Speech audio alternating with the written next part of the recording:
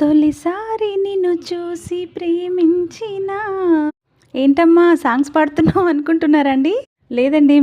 మా story continue చేద్దామని. ఇంకొక మ్యారేజ్‌లో అయితే కలిసాము మా సారు నేనని చెప్పాను కదా! ఇంకా హైదరాబాద్‌లో అయితే మ్యారేజ్ అయిపోయింది. ఇంకా మా హౌస్‌కి మేము వెళ్ళిపోయాం వరంగల్‌కి. మా సారొచ్చేసి వాళ్ళు తిరుపతికెళ్ళిపోయారు. ఇంకా ఎలాగోలా ఫోను నంబరు సంపాదించేసి కాల్ చేశారనమాట ఒకరోజైతే. నేనైతే షాకయ్యాను. ఏంటి ఇతను ఇప్పుడు కాల్ చేస్తున్నారు అనుకున్నాను. ఎలా ఉన్నారు? ఏంటి? అని కాసేపు మాట్లాడారు.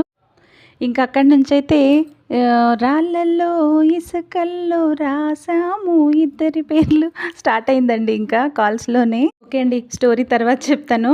ముందైతే ఇక్కడ చేసిన వంట గురించి ఇది వంట కాదండి. చానా ఇబ్బందయిపోయింది నాకు.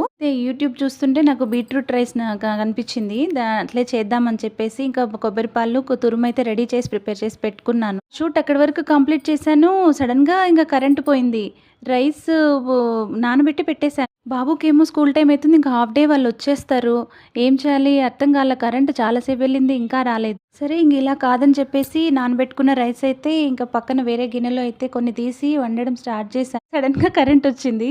సో, ఇంకా మిగిలిన రైసు ఆ రైస్ కలిపి పాలు పోసి కొంచెం చేశానండి. మెత్తగా అయితే వచ్చింది. ఏమనుకోకండి.